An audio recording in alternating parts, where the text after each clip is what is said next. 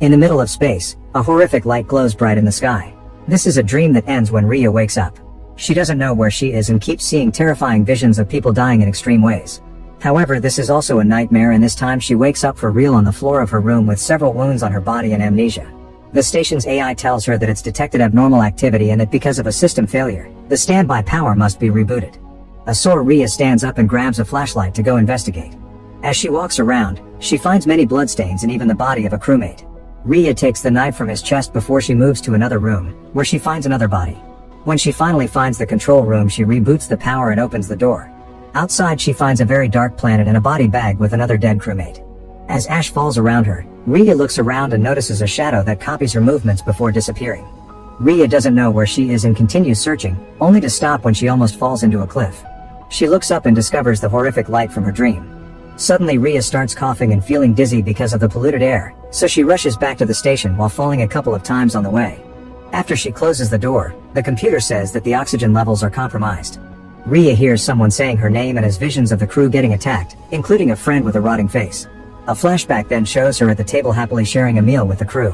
Some of them wanted to explore the planet and were impressed because the atmosphere already was almost breathable. In the present, Rhea puts a medicine patch on her neck and takes a shower while wondering who and where she is. Then she searches the rooms while seeing flashes of her teammates' faces. On a notebook, Rhea finds a bunch of notes about the station and pictures of herself taking care of plants. At that moment, she hears a noise and the computer detects movement at the airlock in Zone 1. Rhea carefully moves toward that area and notices someone banging on a door. She gets the knife ready, and as soon as the person steps into her corridor, she pushes him to the ground and breaks his helmet. Brian knows her name and introduces himself, so she lets him go because she remembers his name mentioned in the flashback from earlier. He was on orbital monitoring and came down because he received Rhea's distress call. Apparently, a crewmate went crazy and attacked the others. While Rhea shows Brian the bodies and tells him she doesn't remember much, they realize one of their crewmate Clark is missing. Brian brings out his medbot, which proceeds to scan Rhea and patch her wounds while Brian tells her about Earth. 7 spaceships were sent out to find a habitable planet and all the others have failed. Rhea's is the 7th ship and humanity's last hope. They've landed on planet Koi 442, which they've nicknamed Ash. Brian has been in orbit all along to stay in communication with Earth and act in case of an emergency. Rhea realizes that the light she saw in the sky was the orbital ship.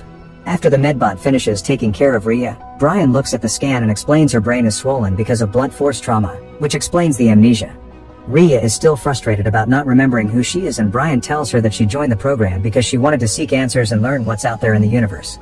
Afterward, Rhea tries to sleep but can't because her door won't stay closed. She keeps hallucinating a crewmate staring at her through the crack, which gives her flashes of a terrible monster. She concentrates to calm down and realizes the door was closed all along.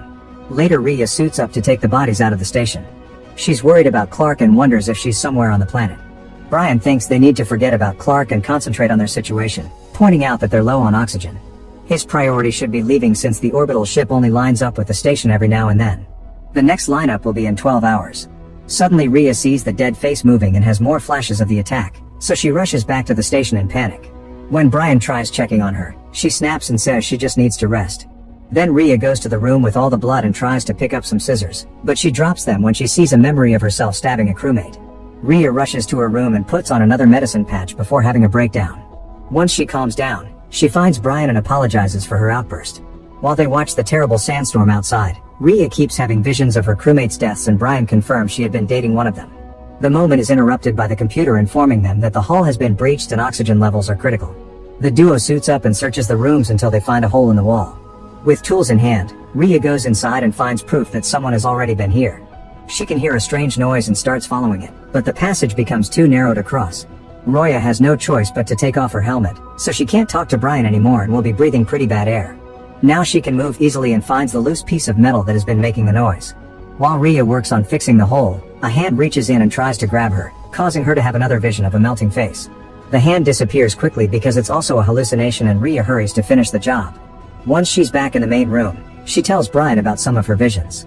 She theorizes that Clark came into contact with some pathogen that triggered a psychotic break, kinda like rabies. Brian snaps as he reminds her that they've lost 30% of their oxygen and that the lineup is happening in 5 hours, so Rhea needs to forget about rescuing Clark or finding answers and concentrate on escaping.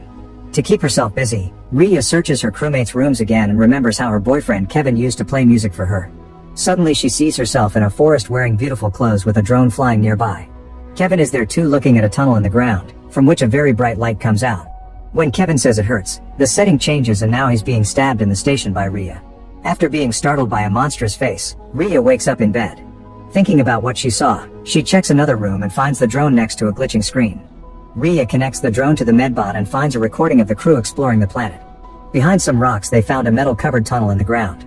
The team realized the whole atmosphere was manufactured too, which meant someone here had already terraformed. Suddenly the tunnel started glowing and the energy hit one of the guys in the face, which sent him flying. When they checked on him, they found his helmet broken and his face burned. Then smoke, flames, and electricity began to come out of the tunnel and the drone recorded the same thing happening in multiple spots far away. Brian interrupts Rhea's watching and she accuses him of knowing everything, but he swears he didn't. He only knew that the team left on a mission but the station and the comms went dark. Rhea doesn't believe him and they argue for a while before she tells him that her visions indicate she killed some crewmates. She needs to know if they're real or not and that's why she wants to stay. She also admits that when her medicine patches fade she gets memories back. A furious Brian refuses to miss the next lineup and says he doesn't trust the person she may become without the patches. Their priority is to tell Earth they've found terraforming technology which could save humanity. Moments later while Rhea is packing, Brian comes to apologize for snapping and make sure she's put on a new patch. Since the patches appear to be getting less effective, Brian puts a second one on her neck. After he leaves, Rhea feels dizzy and removes a patch, which triggers a memory. She remembers one of the guys attacking her, forcing her to fight back to protect herself. Her hits didn't do much and she was easily overpowered, but when the guy tried to choke her, she managed to grab the scissors and attacked him to get him to step back. No matter how many times she stabbed him though the man kept moving, so Rhea hid under the table to stab him in the leg and make him fall. Then she sat on him and repeatedly stabbed him until he was dead. In the present Rhea collapses on her bed but more monstrous visions make her wake up. She concludes that the pathogen infected the entire crew and that's why she killed them.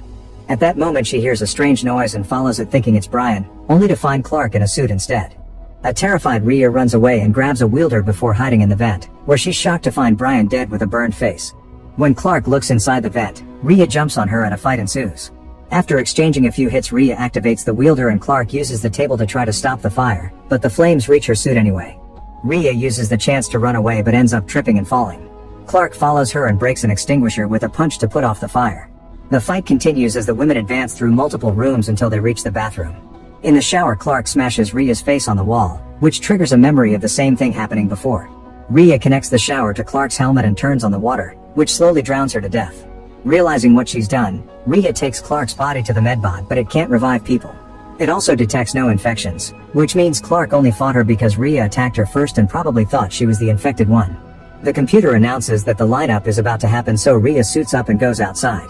After dropping Clark's body in a bag, she boards the shuttle and is surprised to find some blood and broken things. Getting worried, she tries checking the computer but it isn't working, which means the shuttle won't be able to reach the orbital spaceship either.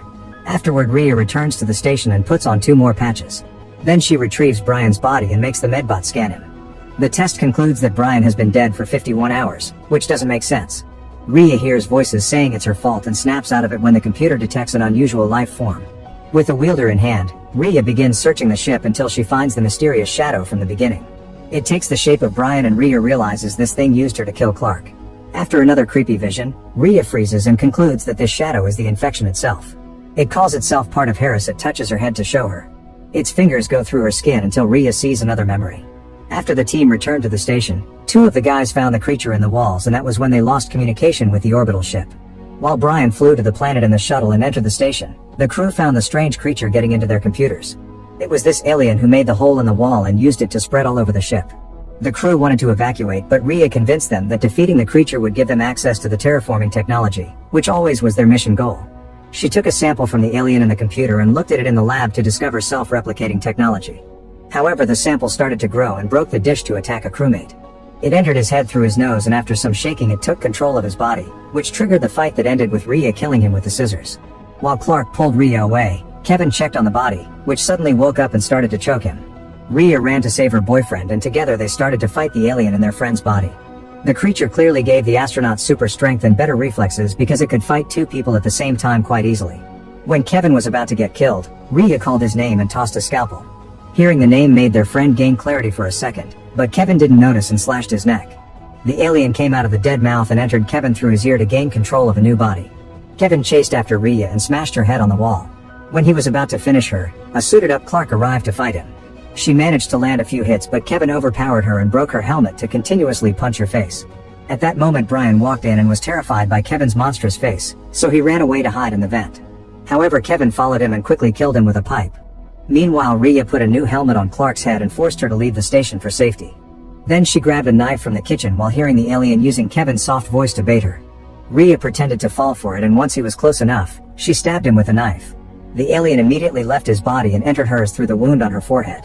However, before it could take control, Rhea rushed to take lots of medicine, which blocked both her memories and the creature's power. The strange presence the computer has been sensing since she woke up has been the parasite in her body all along. In the present, the alien keeps talking in her mind, saying humans are inefficient and doomed to self-destruction, so it doesn't want to share its technology with them. Rhea refuses to let it control her and removes her patches, which puts an end to all the hallucinations, including the Brian that was never there with her. The computer announces that the oxygen levels have reached a critical level while Rhea makes the medbot scan her for real this time. The robot finds the parasite and painfully inserts a mechanical arm into her forehead wound to remove it. It takes several minutes and Rhea's heart stops, but after seeing another bright light she wakes up just in time to see the robot remove the alien, which immediately runs away. Rhea thinks it's over, but the creature takes over Brian's body and transforms into a monstrous form to attack her again. A new fight begins and the alien tries to choke Rhea while hitting her with its tentacles. She grabs a fallen screwdriver and stabs the creature's forehead before kicking it off. Then Rhea manages to put on the suit before fighting the alien again. She stabs it in the chest and hits it a few more times before running to another room to get the wielder. The creature goes after her while its body continues to mutate. It catches Rhea in a lab, where she shoots fire at a spray can to create huge flames that finally defeat the monster by burning it to death. Afterward, Rhea sets the whole station on fire and runs to get back on the shuttle. This time she makes the system work and takes off, flying through the atmosphere just in time to reach the orbital ship when it lines up with the planet. Make sure to subscribe and turn on notifications so you can watch more videos like this. Thanks for watching.